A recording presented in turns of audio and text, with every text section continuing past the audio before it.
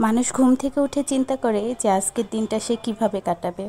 আর আমি ঘুম থেকে উঠে চিন্তা করি যে আজকে আমি কি কি রান্না করব।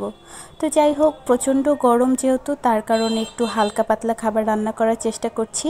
তো প্রথমে আমি আসলে পাট শাক রান্না করেছি, এবং পাট শাক রান্না করার আগে আমি আম ডাল রান্না করেছি, যদিও সেটা ভিডিওটা নিতে মনে ছিল না। তো এই তো পাট শাক একটু ঝাল বেশি করে রান্না করেছি, আর আমার কাছে মনে হয় যে কোনো শাকে একটু ঝাল বেশি দিলে খেতে ভালো লাগে। আর এমনিতেও আমি ঝাল খুবই পছন্দ করি খেতে। মিষ্টি জাতীয় খাবার আমার খুব একটা পছন্দ না, তার কারণে আমি যে কোনো খাবারে একটু ঝাল দেওয়ার চেষ্টা করি। আর এই গরমে আমাদের প্রত্যেকেরই উচিত শাকসবজি খাওয়ার পাশাপাশি বেশি করে পানি পান করা, এবং প্রয়োজন না হলে ঘরের বাইরে না যাওয়াই ভালো। শাকভাজি হয়ে গেল, এখন হচ্ছে গিয়ে তরকারি বসিয়ে দিব, যার কারণে পেঁয়াজ কুচি দিয়ে দিলাম।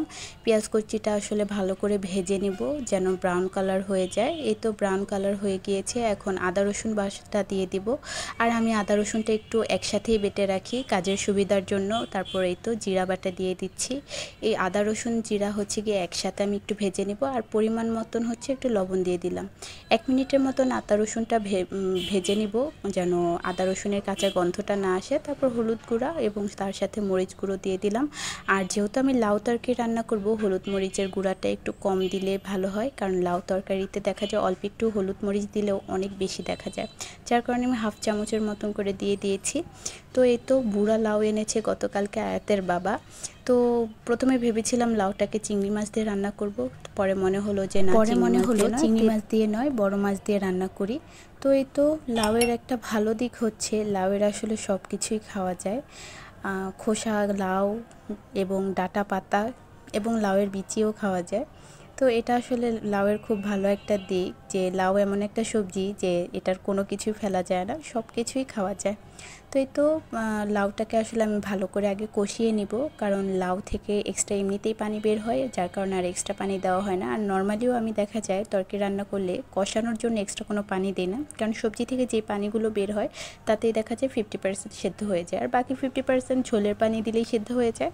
তো যার কারণে ভালো করে কষিয়ে নিলাম। আর এই যে মাছগুলো ভেজে নিচ্ছি, এগুলো দিয়েই আসলে লাউ তরকারিটা রান্না করব।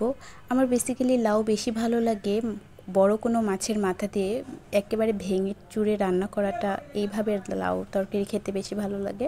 কিন্তু যেহেতু বুড়া লাউ এনেছে আয়াতের বাবা, তো আজকে ভাবলাম যে ঠিক আছে বড় মাছ আস্ত করেই রান্না করি। তো এই তো দেখতে পাচ্ছেন লাউয়ে প্রচুর পরিমাণ পানি বের হয়েছে। আমি আগেই বলেছিলাম যে লাউ তরকারি থেকে এমনিতেই পানি বের হয়, আর আমি কিন্তু এক্সট্রা কোনো পানি দেইনি। এই ফাঁকে ঘরে একটু আসলাম, দেখলাম যে আয়াত কি করে। তো দেখছি আয়াত হচ্ছে কার্টুন দেখছে এবং ফ্যানের নিচে বসে আছে। আর এত গরম, আমার বাচ্চা কিন্তু খুবই চঞ্চল, কিন্তু এই গরমে দেখা যায় সে এক জায়গায় চুপচাপ বসে থাকে ফ্যানের নিচে, খুব একটা কোথাও যায় না বা দুষ্টামিও করে না।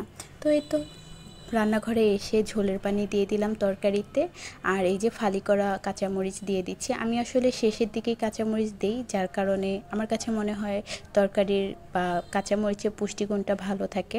আসলে আমরা যখন ভেজে বা শুরুতে কাঁচামরিচ দিই, তখন এভাবে দিলে আসলে কাঁচামরিচের পুষ্টিগুণটা নষ্ট হয়ে যায়, যার কারণে আমি দেখা যায় রান্নার শেষের দিকে দিই। এটা দেখতেও সুন্দর লাগে এবং পুষ্টিগুণটাও ঠিক থাকলো। তো আমি তো এভাবেই দেই। আপনারা কিভাবে দিয়ে থাকেন কাঁচামরিচ, বা কখন দিয়ে থাকেন তরকারিতে, এটা জানাবেন। তো এই তো তরকারি আমার প্রায় হয়ে গেছে, এখন একটু জিরা গুঁড়ো দিয়ে দিব। আসলে ধনিয়া পাতা দিতে পারলে ভালো হতো, যেহেতু আমার ঘরে ধনিয়া পাতা নেই, তাই জিরা গুঁড়ো দিয়েই নামিয়ে ফেললাম।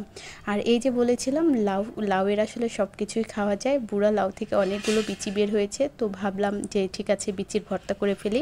আর নর্মালি আয়াতের বাবা ভর্তা খুবই পছন্দ করে, ওনার জন্য এই লাউয়ের বিচির ভর্তা করলাম। তো যার কারণে কাঁচামরিচ এবং সাথে অনেকগুলো রসুন আর হচ্ছে একটা পেঁয়াজ দিয়ে এগুলো ভালো করে ভেজে নিব। আসলে ততক্ষণ পর্যন্ত ভাজতে হবে যতক্ষণ ভেজে নেব।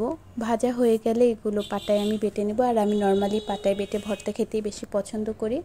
আর আয়াতের বাবাও ভর্তা খেতে খুবই পছন্দ করে, তার কারণে এই ভর্তাগুলো করা।